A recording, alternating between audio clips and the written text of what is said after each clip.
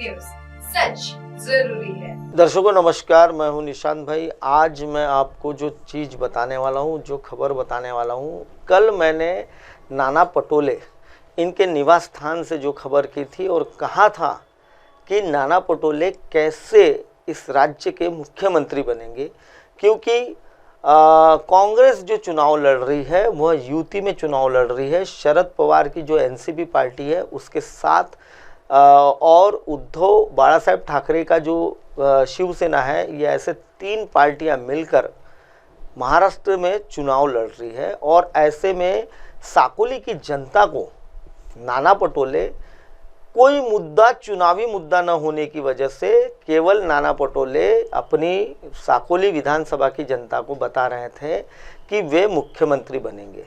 तो कैसे मुख्यमंत्री बनेंगे यह तो उन्होंने बताया नहीं, लेकिन नाना पटोले ने अपने आज एक वीडियो जारी करके बोल बदल दिए हैं। मुख्यमंत्री को हटाकर एक विशिष्ट तौर पर सरकार में कोई दर्जा मिलेगा, बड़ा दर्जा मिलेगा, ऐसा उन्होंने कहा है। पहले नाना पटोले के आज के क्या बोल है वो मैं आपको दिखा देता हूँ। आपण सगळ्यांनी साकोली विधानसभेमध्ये मग लाखांदूर तालुका असेल की साकोली लाखनी तालुका असेल, या सगळ्या जनतेने माझ्यावर अपार प्रेम केलेलं आहे। वाईट परिस्थितीमध्ये सुद्धा मला विधानसभेत, लोकसभेत नेतृत्व करण्याची संधी आपण लोकांनी दिलेली आहे। आपल्या भागाच्या सर्वांगीण विकासाचं जे स्वप्न तुम्ही आम्ही सगळ्यांनी पाहिलं, ते स्वप्न पूर्ण करण्याची वेळ आता आपल्या हातात आहे आणि म्हणून ही निवडणूक आपल्यासाठी ऐतिहासिक आहे। तुमच्या या पोराच्या भावाच्या नेतृत्वात महाराष्ट्रामध्ये ही निवडणूक होते आहे।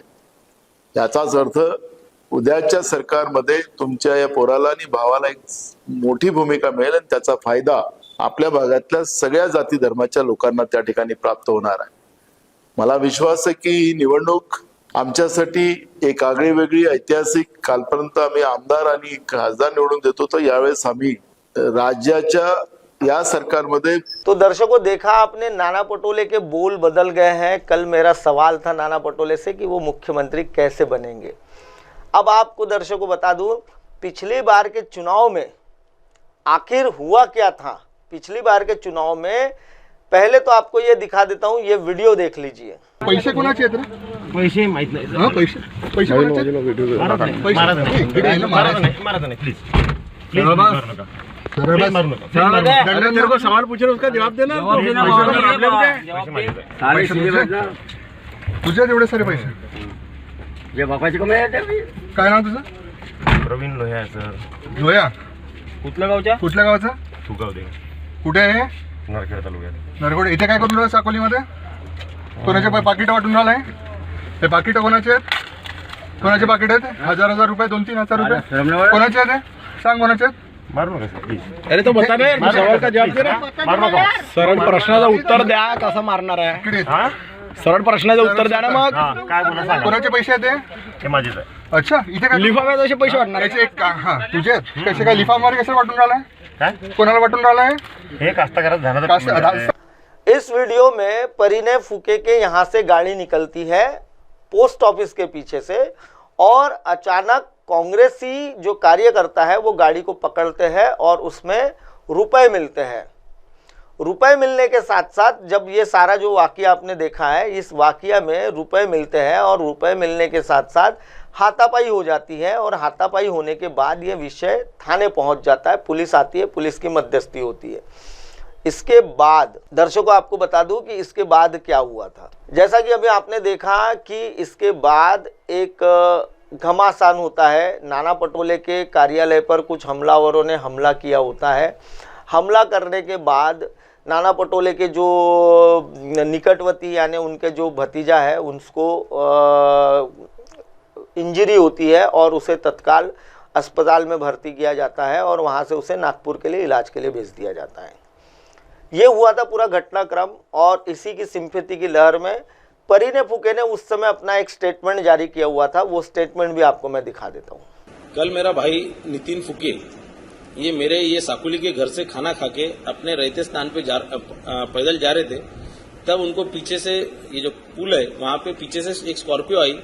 स्कॉर्पियो में से रिकी पटोले और कुछ उसके साथी वहां से उतरे, उसको मारा और उसको बंदूक के नोक पे उसको गाड़ी में बिठाला, अपने स्कॉर्पियो में बिठाला और एक वहां उसको आगे लेके गए, वहां पे उसका एक बैग में पैसे रख के उसको धमकाया गया कि तू ये कबूल कर कि ये पैसे तेरे और तू परिणे फुके के लिए बांट रहा है।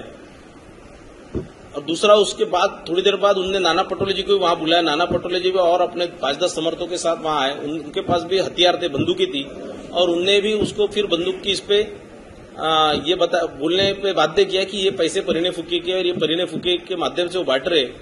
उसके बाद वो उसको किडनैप करके अपने ऑफिस में लेके गए। अपने ऑफिस में फिर 30-40 लोग बुलाए, वहां पे उसको बहुत फिर से मारे, उसमें प्रेशराइज किए कि कबूल करने के लिए। फिर उसके बाद पुलिस वहां पे आई, पुलिस ने उसको वहां से छुड़ा के लेके गई, उसका उपचार किया हॉस्पिटल में लेके जाके, उसको बाद में पुलिस स्टेशन में लेके गया। उसके बयान पे, उसके कंप्लेंट पे नाना पटोले और उनके भतीजे रिकी पटोले और 30 और अज्ञात लोगों के ऊपर किडनैपिंग की केसेस दायर किया पुलिस ने। और ये देखते हुए कि अभी ये जो जितना भी षड्यंत्र जो इनने रचा हुआ था, ये इनके ऊपर ही वापस उलट गया है, इसीलिए इनने फिर से एक नई साजिश रची। इनने अपने कंप्लेंट में ये लिखा कि ये पैसे परिणे फुके के माध्यम से बांट रहे थे, और दूसरा अपने भतीजे के ऊपर खुद ही उसका सर फोड़ के ये दावा किया है कि ये परिणे फुके ने करा है। मैं ये 11 बजे से 12 बजे तक यहाँ पे ही मेरे ये ऑफिस में ही हम हमारे भारतीय जनता पार्टी की कोर कमेटी के सब जो नेतागण हैं इनके साथ चर्चा करके इलेक्शन की स्ट्रेटेजी डिसाइड कर रहे थे, और वही बीच में 11 से 12 के बीच में की ये घटना है। अब आपने जो स्टेटमेंट देखा है, इस स्टेटमेंट में कहीं भी आप अभी जितनी भी सभाओं में नाना पटोले के विरोध में जब भी परिणे फुके आज सभाओं में भारतीय जनता पार्टी के उम्मीदवार के लिए जब भी कोई सभा में जाते हैं तो वो इस वाकया को जरूर बोलते हैं कि मैंने वो हमला नहीं किया था, और वह हमला नाना पटोले ने खुद किया हुआ था। और उसी के नतीजे पर जब हमने इस पूरे मामले की पड़ताल की तो पता चला कि पिछले 5 वर्षों से नाना पटोले साकोली विधानसभा क्षेत्र के विधायक हैं, और विधायक होने के साथ साथ वह एक जिम्मेदार यानी जो कांग्रेस पार्टी है उसके प्रदेश अध्यक्ष भी है, कांग्रेस कमेटी के अध्यक्ष भी है। लेकिन नाना पटोले अब तक के अपने भतीजे पे हुए हमले के जो जिम्मेदार जो आरोपी थे उनको गिरफ्तार नहीं कर पाए हैं। आखिर क्यों नहीं गिरफ्तार कर पाए, यह खोज का विषय बना हुआ है, क्योंकि यह हमला जो था यह सारा स्क्रिप्टेड हमला था। दर्शकों, एक इंटरव्यू दिखा देता हूं आपको। अभी हमारे साथ जुड़े हुए हैं यहाँ के जो विधानसभा के जो साकोली विधानसभा के उम्मीदवार हैं नाना पटोले, जो पंजे से चुनाव चिन्ह पर चुनाव लड़ रहे हैं। लेकिन साकोली विधानसभा क्षेत्र जो है यह पिछले 50 वर्षों से एक माइल्ड विधानसभा क्षेत्र रहा है। यहाँ की जो राजनीति है वो एकदम प्लेनली चलती है, कोई दंगे फसाद नहीं होते। लेकिन कल रात को 3 बजे अचानक यहाँ एक बिहार का रूप ले लिया गया है, तो उसी पर अभी हम चर्चा करेंगे नाना भाऊ पटोले से। भाऊ, आपका क्या कहना है कि जो बिहार की जिस तरीके की राजनीति होती है वो अब साकोली विधानसभा में पहुंच गई है? महाराष्ट्र के मुख्यमंत्री जो है वो मनुवादी विचार के हैं, और वो चाहते हैं कि महाराष्ट्र को बिहार बनाने का जो महाराष्ट्र फुले अम्बेडकर शव विचार का रहा है उस विचार को ख़त्म करना वो चाहते हैं। उनका ही नुमाइंदा यहाँ पे खड़ा हुआ है और पूरा सपोर्ट उनका है। जो कल आपने देखा होगा कि जो घटना हुई उसने पुलिस ने आज भी उसकी तरफ उसकी जो तफसील करना था वो तफसील से उसकी इंक्वायरी नहीं की, और वो चाहते कि वो बिहार बने। लेकिन साकोली विधानसभा की जनता और महाराष्ट्र की जनता महाराष्ट्र को कभी, और साकोली विधानसभा की जनता महाराष्ट्र को कभी बिहार नहीं बनने देंगे। आपको क्या लगता है कि जैसा अभी हम लोग देखते हैं कि नागपुर वगैरह की जो राजनीति होती है वो ठीक उसी प्रकार से जो कल की जो घटना है, तो इसमें क्या लगता है कि जो इम्पोर्टेंट जो लाया गया यहाँ का ये है उम्मीदवार है, तो वो उम्मीदवार की क्या है, आपको क्या भूमिका लगती है? अच्छा है, उसका हमेशा उसका रिकॉर्ड रहा है। वो महानगर पालिका में पार्षद था, तब भी एक चौधरी नाम के एक व्यक्ति को उसने मारा था, वो आज भी उसके ऊपर केस चल रहा है। उसकी हिस्ट्री हमेशा यही रही है, वो हिस्ट्री को यहाँ दोहराना चाहता है। लेकिन साकोली विधानसभा वो उस बात को, यहाँ की जनता उस बात को एक्सेप्ट नहीं करेंगी और उसको पार्सल कर देंगे। ये इंटरव्यू मैंने ही लिया हुआ था, आखिरी के दिन की सभा था, सभा के दिन ये इंटरव्यू मैंने लिया था। और इस इंटरव्यू में नाना पटोले ने कहा है कि साकोली विधानसभा यह लगभग बिहार की तरह से हो गई है, और एक सिंपैथी की लहर दौड़ पड़ी थी, और उसी के चलते नाना पटोले का साकोली विधानसभा में विजय हुआ था। लेकिन अब समीकरण बदल गए हैं। साकोली की जनता को नाना पटोले मुख्यमंत्री होऊंगा यह कहते फिर रहे थे, लेकिन आज उनके बोल बदल गए हैं। लेकिन अब साकोली विधानसभा का विकास पर अगर देखा जाए तो नाना पटोले लोकसभा के जब उम्मीदवार बने थे भारतीय जनता पार्टी के, तब केंद्र में सरकार भारतीय जनता पार्टी की थी। प्रफुल्ल पटेल का लाया हुआ भेल जो है साकोली में वो शुरू कर सकते थे, लेकिन उन्हें जनता के विकास पर कोई भी ध्यान देना नहीं है। भेल जस का तस बंद पड़ा हुआ है।